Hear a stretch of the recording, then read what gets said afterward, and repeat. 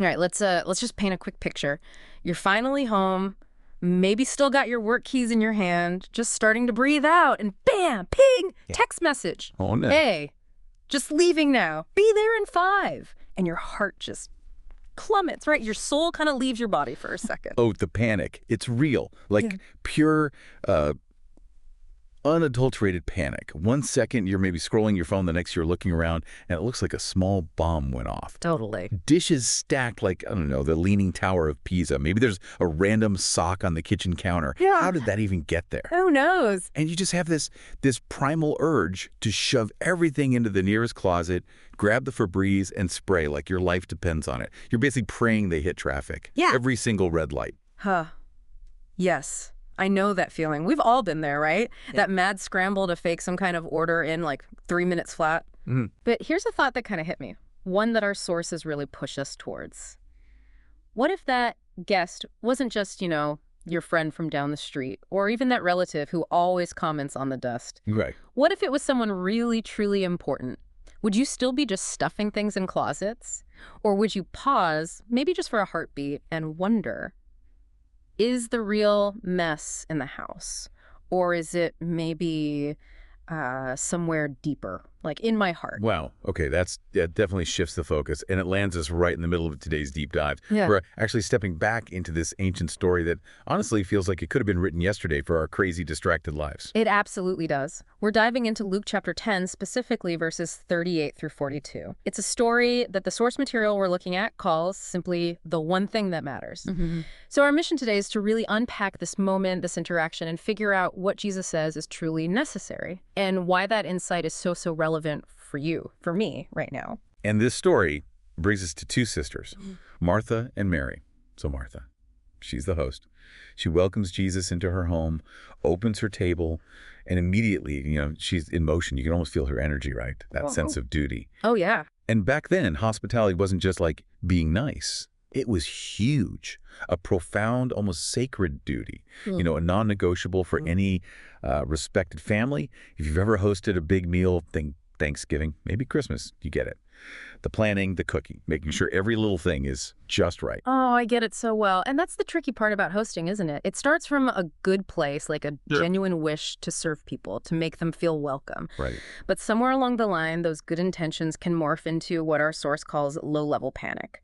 As the to-do list gets longer, the stress just builds. It goes from being this joyful thing to this whirlwind of anxious activity. Mm-hmm. Burden. Yeah, exactly. A burden. And then right in the middle of her spinning plate, she looks over and sees Mary just sitting there. Just sitting. Not helping. Not, grabbing napkins or stirring the pot or anything. Just sitting at Jesus's feet. And that's the breaking point, right? That's when the frustration bubbles up and spills out into what our source brilliantly calls a passive-aggressive prayer. Ah, perfect description. She turns to Jesus, the guest of honor she's working so hard for, and basically says, Lord, don't you even care that my sister has left me to do all this work alone? Tell her to get up and help me. She's kind of trying to pull Jesus into this family squabble. Yeah, trying to get him to take her side. It's definitely spiritual, but like our source says, it's got some spice to it, too. It's not just, I need help. It's like, this isn't fair. Yeah. And maybe you shouldn't be letting this happen, Jesus. Ooh, yeah, that's subtle critique. We've all had those Martha moments, haven't we? We're the ones carrying the load, feeling overwhelmed, while someone else seems to be just, I don't know, being spiritual or maybe just chilling out. Mm-hmm. It feels unfair, like a heavy weight. We're kind of taught that being busy equals being valuable, right?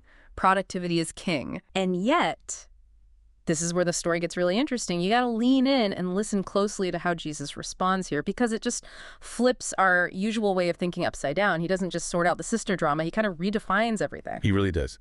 It's the absolute core of the story, the big reveal our sources are digging into. Jesus doesn't, scold Martha, but he does say her name twice, Martha, Martha. Yeah, that double name thing. Our source points out, it's kind of like when your parent uses your full name, you brace yourself, right? But here, it's apparently filled with love, not anger. It's more like a gentle, almost sad sigh, a tender lament. A lament, okay. And then he says, you are worried and distracted by many things, but one thing is necessary. Mary has chosen the better part, and it won't be taken away from her. Worried and distracted by many things. Wow. Does that sound familiar or what? I mean, when are we not worried and distracted these days? Serious. The news cycle is insane. Our calendars are overflowing. Our phones are buzzing constantly, ping, ping, ping, pulling us in a million directions. And our sources really highlight how this isn't just a 21st century problem. It's timeless. It's the human condition, maybe. Right. We get so busy doing good things, even like important spiritual things, Right. that we completely miss the best thing. We're so busy running the church that we forget to be the church. Or we're, organizing the potluck, but totally missing the connection it's supposed to be about. That's the deep irony, isn't it? Martha's stressing out about serving Jesus perfectly, Yeah. while Jesus is literally right there in her living room just wanting to be with her. Our source makes this great point. She's missing the guest of honor at her own party because she's obsessed with the preparations for the guest, not the presence of the guest. Ooh, that hits home. And it's not just about chores, is it? It's about that spiritual busyness that can actually cut us off from the very source of our spiritual life. Definitely. And then you have Mary. She's doing something our sources really unpack as kind of quietly revolutionary. She's sitting at Jesus' feet, which back then, that was the spot for a disciple, a student learning from a rabbi.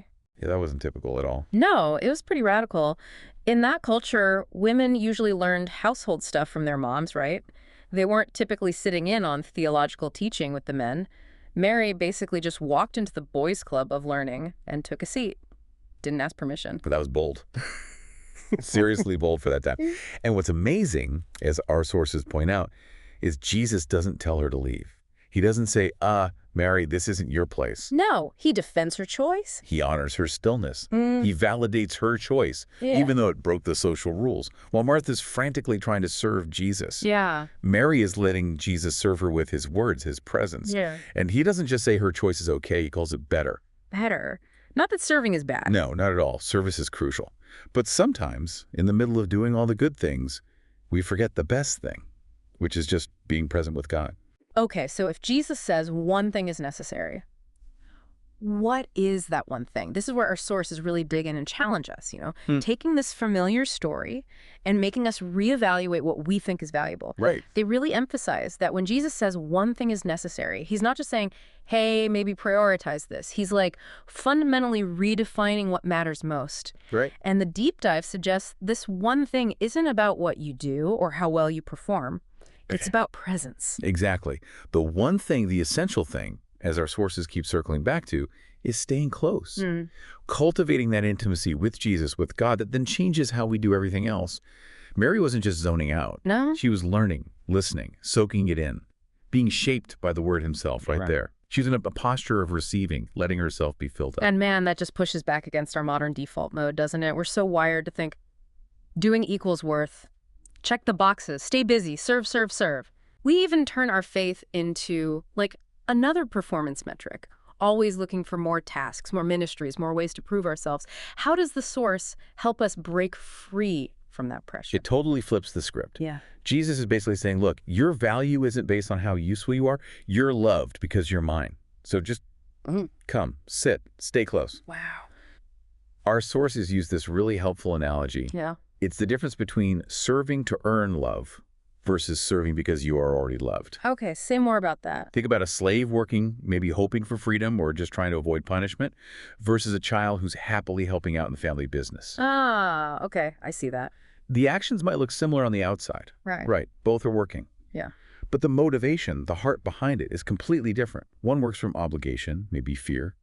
The other works from love, belonging, a sense of shared purpose. Yeah. And that difference changes everything, the quality of the work, how long you can keep doing it. That makes so much sense. It shifts service from being this heavy obligation to something potentially joyful, a complete reframe. And I think it's important, like you said, not to just bash Martha here. Our source reminds us later on in John's gospel, it's Martha who says that amazing thing. Yes, Lord, I believe you are the Messiah. Right. Martha gets it. She has faith. Exactly. So Martha herself isn't the problem. Her distraction was the problem in this moment. That's such a critical point. Her work became anxious, stressful, maybe even resentful, precisely because it wasn't flowing from that place of presence. She was serving, but she wasn't centered. And how many of us know that feeling? Serving when you're burnt out, parenting when you're running on fumes, maybe showing up to church feeling totally numb, just going through the motions. Yeah, that kind of doing just drains you dry. It makes you bitter, less effective, because your own well is empty. It's exhausting just thinking about it. And Jesus' answer isn't try harder, Martha, or get organized. It's more like, hey, come sit with me first. Let me fill you up. Then go serve from that fullness. It's not Mary versus Martha. It's not this binary choice between being and doing. It's about finding a rhythm. A rhythm, I like that. Our sources really highlight how Jesus himself lived this rhythm perfectly. He'd be with huge crowds doing amazing miracles, ministry that must have been incredibly draining. Oh, for sure. And then he'd withdraw, go off by himself to pray, heal people, then escape to the mountains for quiet. He couldn't run his ministry on empty, and neither can we. That's powerful. Even the Son of God needed to recharge, to connect back to the source. If Jesus needed that quiet, focused time, what makes us think we can just power through? Exactly. So the point isn't stop doing things. It's don't forget where your energy and purpose come from. Let your doing flow from your being. Let your serving come from your sitting. Yes. It's not about choosing sides, Team Mary or Team Martha. It's about becoming maybe a Martha who has learned the wisdom of Mary. A Martha who has spent time as Mary. Think about it. Mary sits, gets filled up. Martha tries to serve from empty and gets overwhelmed. It's like trying to pour water from an empty pitcher eventually. Nothing comes out. It really is. And this rhythm, this being, fueling the doing, it's not just some abstract idea from 2,000 years ago. Our sources actually offer a really practical, tangible challenge, something to maybe try this week. Oh, okay, I'm listening. It might sound almost too simple, but it could genuinely shift things internally. This week, find 30 minutes. Just 30. Okay, 30 minutes. I can already hear people thinking 30 minutes, I barely have time to eat lunch, let alone just sit still for half an hour. Right. And our sources would say that feeling I don't have time for this is often the biggest sign that you desperately need this time. Ah, the paradox. Exactly. So for those 30 minutes, the idea is no agenda, no multitasking. Just sit at his feet like Mary. Maybe just start by saying, Jesus, I'm here. If 30 feels like too much, start with 5 or 10. Start small. Yeah. The key is just doing it. Intentionally. Put your phone away, maybe in another room, or at least silence everything. All those notifications, the emails, the mental to-do list, they can wait. This isn't about adding another spiritual chore. Right, not another box to check. No. It's about remembering what you were made for, fundamentally. To connect, to listen, to be in God's presence. I love that. Just letting the silence do its work. Or maybe, like our source suggests, you could read just a short bit of scripture really slowly. Meditate on just one verse. And when your mind inevitably wanders, because it will, right, to the grocery list or that meeting tomorrow, Oh, guaranteed. just gently bring it back.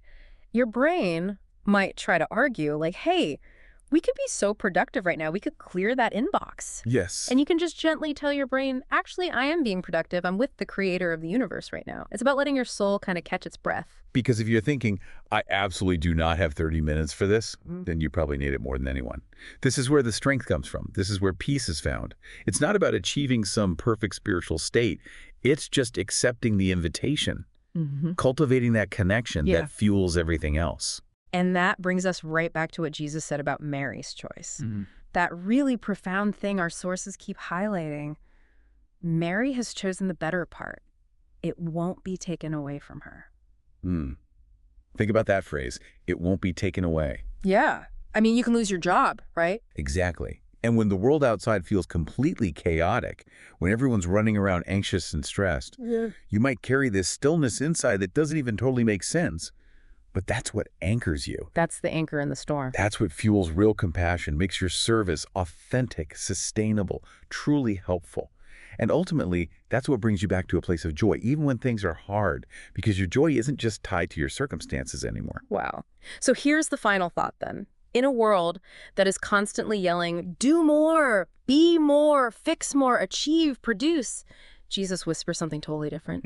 Come sit with me. There's only one thing that really matters. Don't miss it. Think about what it means to carry that kind of stillness, the kind that maybe doesn't make sense to others. To find prayer becoming your first instinct in a crisis. To actually have peace and joy to share because you prioritize that one essential thing. What if prioritizing presence isn't just, self-care, but the actual engine for doing meaningful, lasting good in the world?